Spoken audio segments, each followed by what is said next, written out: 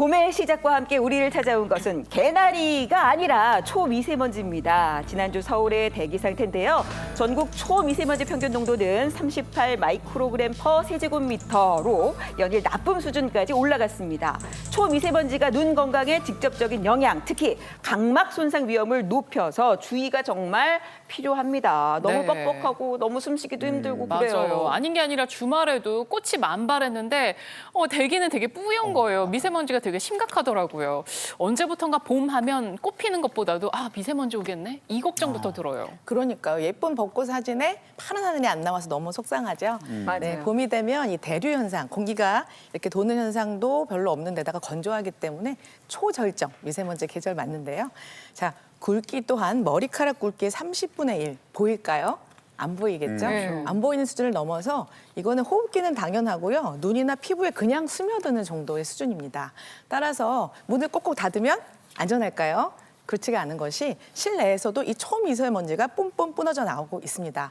아침에 드라이 했는데요. 드라이 할 때, 윙 할 때, 믹서기 갈 때 이런 생활의 가전제품에서 이 전기 먼지라는 게 이렇게 뿜어져 나오죠. 또 사람이요 얼마나 먼지가 풀풀 날리는지요. 특히 각질이 분당 60만 개가 두두두둑 떨어지고 있습니다. 네, 더욱이 청소할 때 스프레이 뿌리는 그런 어떤 화학 세제나 아니면 방향제 이런 것들이 이렇게 공기 중에 날리면서 햇빛을 만나면 순간 이 가스 형태의 어떤 초미세먼지로 돌변한답니다. 우리가 근데 이 뭐 초미세먼지 하면 막 그 호흡기 위주로 많이 생각을 하잖아요. 맞아요. 근데 직접 닿는 게 또 눈 각막이니까 이런 부분도 많이 위험할 것 같거든요. 네, 맞습니다. 우리가 눈이 외부에 노출되어 있기 때문에요. 미세먼지랑 또 중금속에 노출이 되고 있습니다. 미세먼지랑 우리 황사에는요. 오염물질도 있고요. 그냥 중금속도 있기 때문에 이것이 눈 안에 점막에 위치를 하게 되면은 결막염이 생길 수가 있고 각막염이 생길 수가 있습니다. 제가 사진을 준비했는데요. 왼쪽 사진 보시면 지난주에 오셨던 환자분입니다. 미세먼지가 심한 날 그날 바람이 많이 불었는데요. 가운데 보시면은 뭐 동그란 거 보이시죠? 네. 저게 철 성분의 이물질이에요. 어머나. 그래가지고 환자분이 아주 이물감이 심해져가지고 병원에 오셨는데요. 저 철로 된 이물 같은 경우에는 24시간에 빼주지 않으면 녹슬기 시작합니다. 그래서 결국은 시력이 상당히 떨어지게 되거든요. 근데 이 환자분 같은 경우 다행히 그 상태로 오셨는데요. 아무래도 이물질이 박히게 되면 어떻게 되겠어요? 눈이 아프기 때문에 눈을 비비게 되겠죠. 그 오른쪽 사진 보시면은 녹색으로 점점점점 보이는 부분이 보이십니까? 네네. 저 부분이 상처가 생겨졌던 부분입니다. 또 가운데 생겼기 때문에 이제 시력이 떨어졌죠. 또 이 시기에는요, 환자분들이 보통 손수건을 또 많이 준비를 하세요. 그래서 가방이나 또 이제 주머니 안에서 이렇게 주덕주덕 하면서 이 손수건을 준비를 하시는데요. 네. 손수건을 하시게 되면 이게 손으로 만지작거리시죠. 우리 몸에서 제일 들어온 데가 손입니다. 근데 여기에는 이제 오염이 됐거든요. 그러네요. 근데 이 손수건 가지고 눈부터 훔치시면은요, 네. 가뜩이나 완전히 치료가 안 된 상처에 감염이 일어나기 때문에 심하면은 각막, 괴환까지 생기게 됩니다.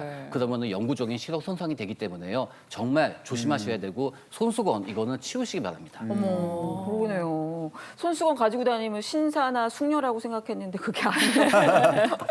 아니 근데 사실 이 정말 미세먼지 심한 날에는 저도 인공눈물 정말 많이 쓰거든요. 근데 네. 그거를 아무리 많이 넣어도 이게 뻑뻑하고 진짜 너무 불편해요. 근데 이제 선생님 안과 선생님이 나오셨지만 보세요. 제가 이제 눈이 남들보다 좀 크고 맑고 이제 영롱하다 이런 얘기를 많이 듣는데 미세먼지 때문에 제가 뭐 마스크 쓰는 것처럼 뭐 이렇게 안대를 하고 다닐 수도 없고 그렇죠. 좀 보세요. 네, 교수님 그렇잖아요. 이 예쁜 눈을 좀 이렇게 남들에게 보여줘야 되는데 이거 어떻게 하면 될지 저도 저 속상해요. 충분히 이해가 됩니다. 그죠? 저도 아주 맑고 또 영롱한 눈을 가졌기 때문에 이 생활 습관을 조금 바꾸실 필요가 있어요. 제가 이제 안경을 조금 바꿔 끼웠는데요. 지금 물안경 끼신 거 아니죠? 물안경? 아니죠. 우리가 미세먼지랑 황사가 많은 경우에는 보안경, 선글라스 끼도록 그 추천을 드리고 있는데요. 일반 안경 같은 경우 어때요? 이 틈 사이로 먼지가 막 들어가거든요. 그러니까 크게 효과가 없는 경우가 많습니다. 이런 경우는 고글식으로 된 요 옆에서 보시면은 이 막이 있죠. 네. 이런 것을 사용하게 되면 많이 도움이 되는데요.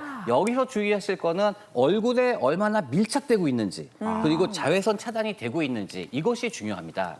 그리고 우리가 이물질이 들어가게 되면은 눈을 비비게 되는데 절대로 그렇게만 하면 안 된다고 그랬죠. 네. 그럼 하는 방법은요. 우리가 생리식염수 내지는 인공 눈물을 이용을 해가지고 세척과 희석을 하는 방법이 있습니다. 제가 인공 눈물을 준비를 했는데요. 뭐 이렇게 생긴 인공 눈물이 방부제가 들어가 있지 않는 인공 눈물입니다. 요거를 하나 준비를 하셔가지고요. 네. 이 뜯을 때는 요 아래쪽으로 뜨는 게 좋습니다. 아래 방향으로 뜯은 다음에 한 방울은 버리시고요. 버리시는 이유는 감염의 위험, 또 최근에 또 미세 플라스틱 유행 때문에 한 방울 버리시고 남아있는 거를요. 한 방울씩 넣는 게 아니라 쫙 뿌리시는 게 도움이 됩니다. 또 어떤 경우에는 수돗물 가지고 닦으시는 분들이 계세요. 급하니까. 네. 그런데요. 수돗물과 눈물에는 이 농도의 차이가 또 있을 수가 있고요. 그쵸. 그다음에 이 수돗물을 닦게 되면 정상적인 눈물층까지 전부 다 없어지는 경우 있고요. 또 수돗물에는 여러 가지 미생물이 있습니다. 그럼 감염의 위험이 있기 때문에 절대로 수돗물을 사용을 하지 않았으면 좋겠습니다. 그리고 외출하고 집에 들어오시면은요. 현관에 들어오기 전에 옷 다 털어주세요. 옷 다 털어주시고 이제 세수를 빨리 하셔야 되는데 이 속눈썹 밑에 기름센 부위에는요. 이 미세먼지가 아무리 세수를 한다고 잘 닦이지가 않아요. 네. 근데 그 상태로 놔두게 되면 결국 염증이 생기거든요. 이렇게 간단하게 찜질 팩을 만드셔가지고요. 3분 정도 온찜질을 하시고요.